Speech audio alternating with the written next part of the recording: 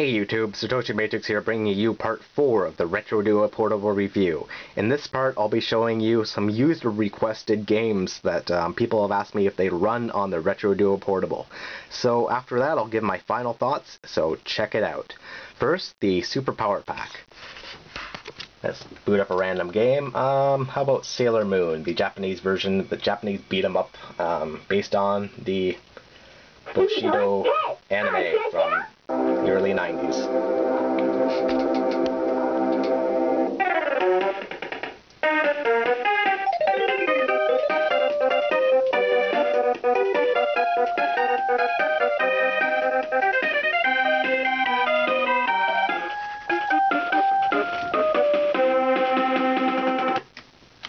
Alright. Rock and Roll Racing.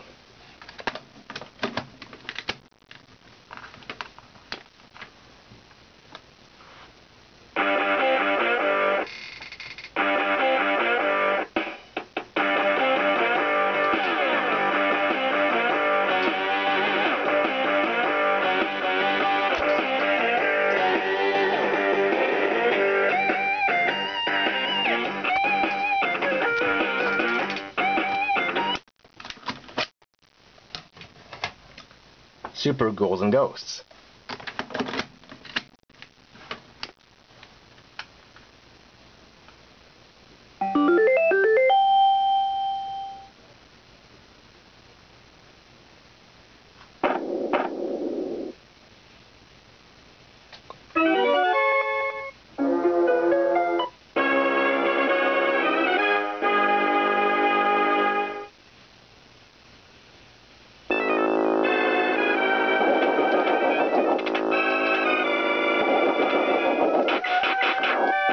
So as you can see, it runs perfectly. Alright. In that vein, how about Super Castlevania 4?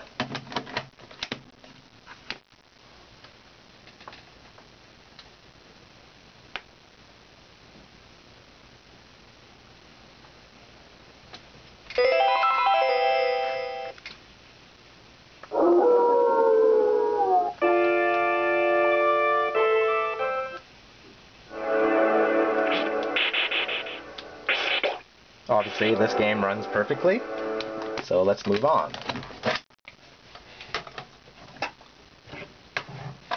Super Metroid. Will Metroid 3 run on the Retro Duo Portable? Let's find out.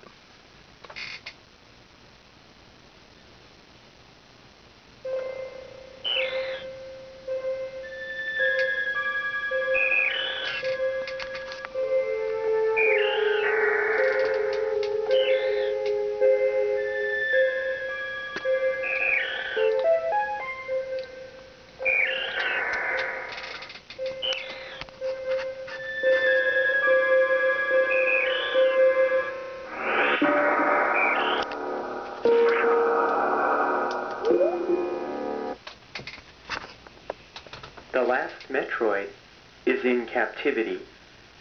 The galaxy is at peace.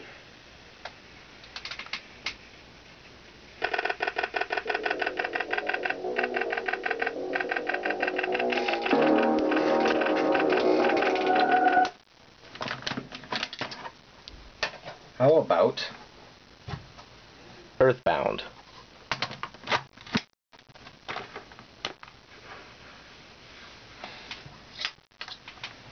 Fix the stand.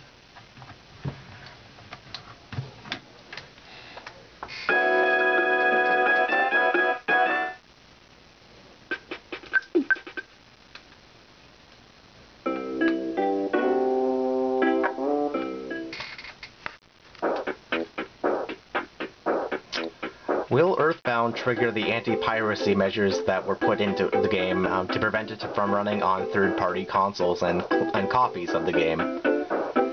There are usually swarms of enemies if the anti-piracy measure is triggered.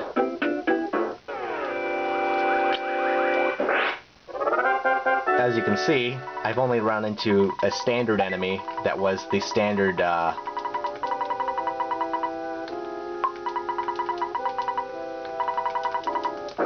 forget about the cookie. The standard garden snake. So let's go to the arcade and see if it's swarming with so many sprites that it slows down the system. This is what occurs on the FC16 Go or the Superboy. Let's see, where is the arcade? There it is.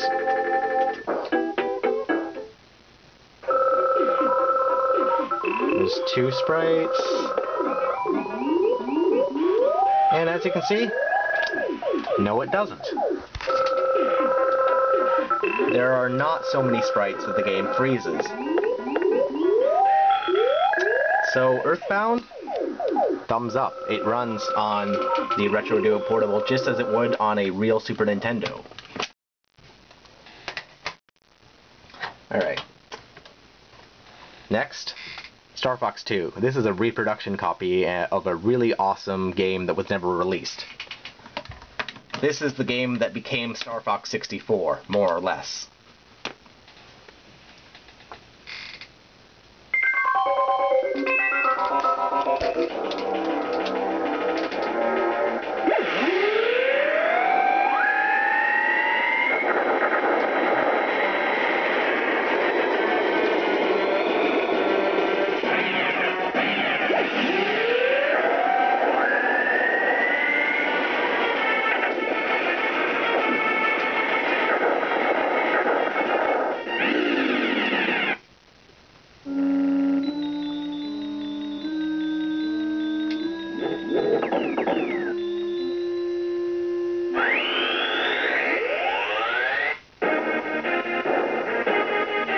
So there's Star Fox 2 running perfectly on the Retro Duo Portable.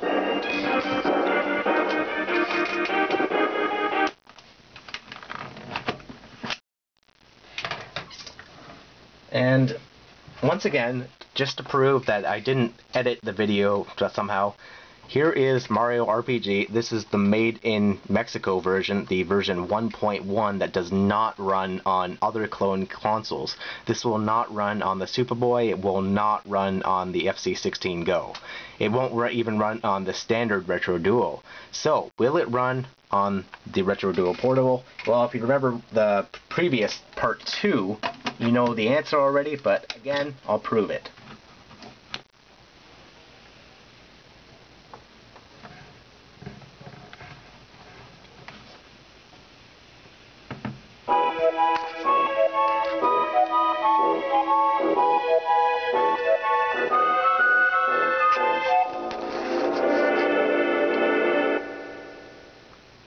So there's Mario RPG 1.1.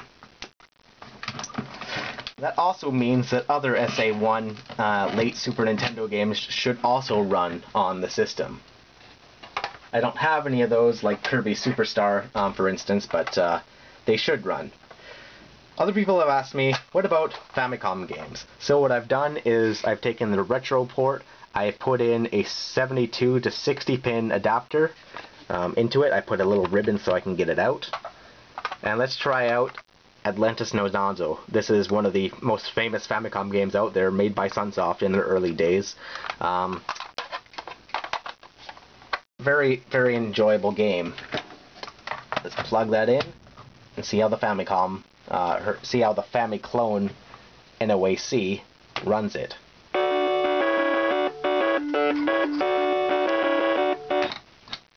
Whoops. Knocked it.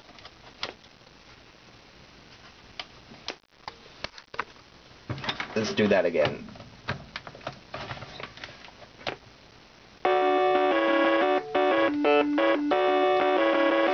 If you think this is grating, wait until I press start.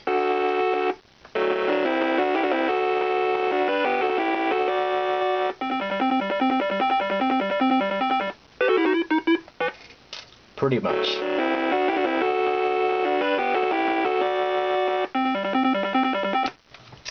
Alright, let's switch games.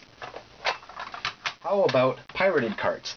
Just for example, I've thrown in my Pirate of Super Mario Bros. 3. I own the Famicom version of Super Mario Bros. 3, but this is the pirate version, and just to basically show you that pirates do work.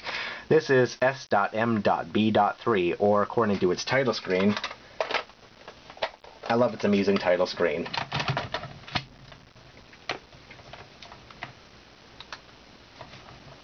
Oops.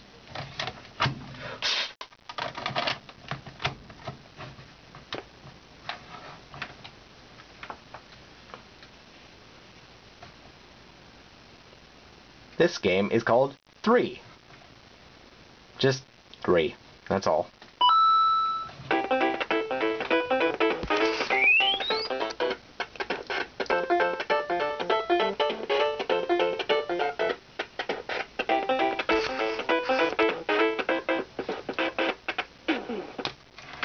Alright. And finally, how about Akumujo Densetsu? What I have done is I've wired the adapter pin to transfer the expansion audio that the VRC6 in Castlevania 3's Japanese version, Akumujo Densetsu, produces. So it's up to the NOAC to interpret the signals. Will it or will it not? Let's find out.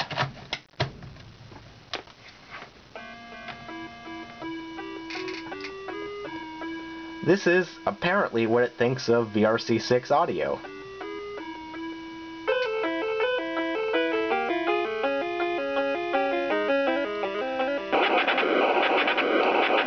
But do note that although the audio is extremely screwed up, the graphics actually are not. The game is completely playable, and there's no glitches or distortion or anything.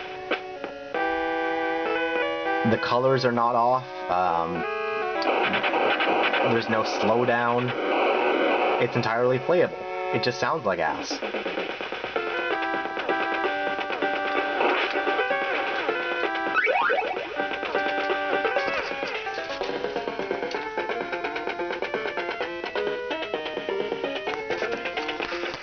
Alright.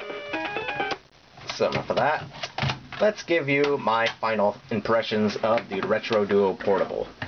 So people have asked me, which is the best of the 3 portable systems? Is it the Superboy, is it the FC16 Go, or is it the Retro Duo Portable? The answer is really none of them. They are all pretty much equal, in my opinion. The Retro Duo Portable has certainly some things going for it. It has, for instance, the extremely good battery life of 6 to 8 hours. Like, I've only had to charge this thing twice. It's really fantastic. It also comes with these fantastic controllers.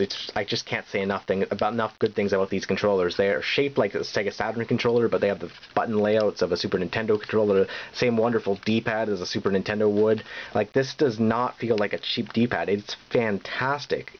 Like, the Xbox 360 could learn a thing from Retrobit. But yeah, the system definitely has some flaws, though. The built-in D-pad is really atrocious. The buttons are too far spaced apart, like I said in the first part. It's the smallest and most ergonomic of the portable systems, but it's still kind of big and bulky. The AV line it comes with is just pure shit, so you will need to replace it with a quality third-party one, or use one that came with the FC16 Go, as I've done here.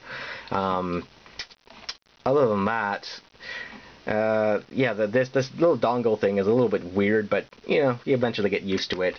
The controllers that it comes with only have a 5-foot length on them, so I wish they were slightly longer, but again, they're so good to begin with that it's hard to find any fault with them.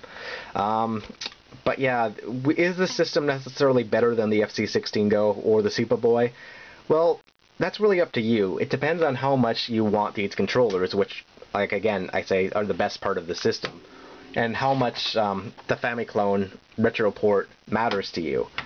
If you really have to get it, then this is obviously the best system to go for. It has the best compatibility. It will run Castlevania. I'm sorry. It will run.